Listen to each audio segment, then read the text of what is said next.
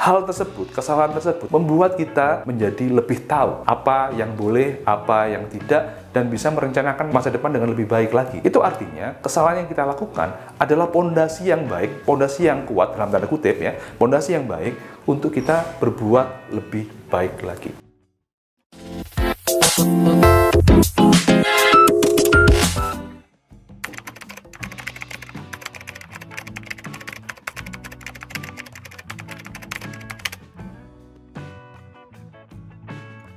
Setiap orang pernah melakukan kesalahan, dan kadang-kadang kesalahan itu mungkin kita bisa bilang terlalu bodoh gitu ya. Tapi setiap orang itu kan memiliki kesempatan di masa depan yang sama. Masa lalu kita boleh kotor, masa lalu kita bisa buruk, tapi masa depan itu tetaplah suci. Jadi jangan merasa ketika kita sudah mengalami hal yang buruk di masa lalu, maka itu adalah label menyebut diri kita bahwa kita tidak pantas untuk mendapatkan masa depan yang baik. Tapi begini, kalau kita mempunyai kesalahan terhadap orang lain, maka hak untuk memaafkan atau tidak adalah orang tersebut. Tapi meskipun kita dimaafkan atau tidak dimaafkan, itu bukan berarti kita tidak meminta maaf dan tidak memperbaiki diri. Orang lain boleh tidak memaafkan, tapi Anda harus memaafkan diri Anda sendiri. Itu kan yang terpenting. Jadi ada banyak orang yang sebenarnya sudah dimaafkan oleh orang lain, tapi dia belum memaafkan dirinya sendiri. Belum mengikhlaskan kesalahan di masa lalunya. Dan belum memiliki frame berpikir bahwa masa depan itu masih layak untuk dia. Bahwa masa depan itu bisa diperbaiki. Mereka membawa masa lalu mereka ke dalam saat ini dan juga mencampuri kejernihan berpikir untuk masa depan, sehingga orang-orang ini tidak bisa move on. Jadi menurut saya, ketika Anda memiliki kesalahan di masa lalu dengan orang lain, maka pelajari apa yang membuat Anda seperti itu. Hal-hal apa yang Anda lakukan yang itu bisa merugikan orang lain. Hal-hal itu dipengaruhi oleh apa saja. Nah, ketika Anda mendapatkan pelajaran dari apa yang sudah Anda lakukan dan Anda berkomitmen untuk tidak melakukannya lagi, maka Anda mengubah bayangan-bayangan itu untuk menjadi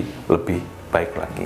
Ketika kita itu masih merasa menyesal, masih merasa takut untuk melakukan hal yang sama, dan kita sangat dikuasai oleh pikiran-pikiran itu karena ada memori yang mengatakan bahwa kita melakukan kesalahan di masa lalu kita, dan itu sangat dominan dalam pikiran kita. So, yang harus kita lakukan adalah kembali ke memori itu dan melakukan yang namanya rekonstruksi memori. Nah, ini adalah mungkin hal yang baru bagi Anda ya. Memory reconstruction adalah cara kita untuk melihat dari sudut pandang lain, menyusun kembali ingatan kita terhadap suatu hal dengan perspektif yang lebih baik. Misalkan, kita menyesal nih, dulu pernah melakukan kesalahan terhadap orang lain, dan kita adalah orang yang merasa diri kita berdosa, orang itu menyalahkan kita, lalu kita adalah orang yang terkutuk dan sebagainya, dan itu melekat pada memori yang ada di kepala kita. Kita bisa kembali ke memori itu dan melihat dari sudut pandang lain. Kita bayangkan diri kita di depan ya, sedang melakukan kesalahan, dan diri kita yang di depan itu sudah menyesal, takut dan sebagainya.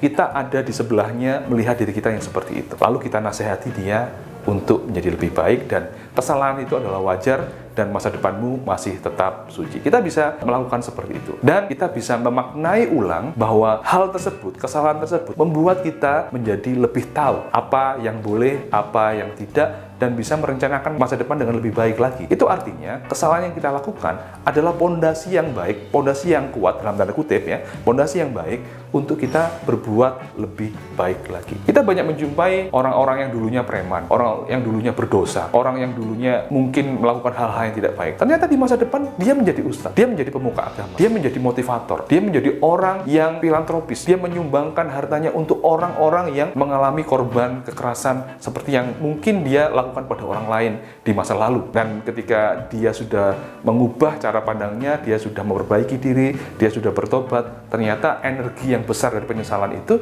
bisa menjadi energi untuk menolong orang lain. So, menurut saya kalau Anda punya energi yang besar untuk menyesal, merasa bersedih, itu menurut saya bagus, karena Anda adalah manusia yang normal, manusia yang memiliki hati nurani. Tinggal bagaimana Anda mengubah perasaan negatif itu tadi, penyesalan, kesedihan itu menjadi perasaan yang positif untuk orang lain. Jadi perasaan ini bukan hanya untuk diri Anda sendiri, untuk menyesali, untuk mengutuk, tapi perasaan ini coba diubah untuk membuat Anda berenergi menolong orang lain, berbuat sesuatu pada orang lain. Ketika perhatian Anda sudah diarahkan kepada orang lain, kepada dunia, kepada masyarakat, agar mereka menjadi lebih baik lagi, insya Allah energi itu akan semakin membangun kehidupan Anda menjadi lebih baik lagi. Apapun yang kita alami, entah itu buruk atau bagaimanapun itu adalah berkah, itu adalah energi. Tinggal bagaimana kita memanfaatkan energi itu menjadi rahmat atau menjadi kutukan untuk kita. Menyesal boleh saja, lalu setelah itu jadikan penyesalan sebagai marker, sebagai tanda, sebagai batas-batas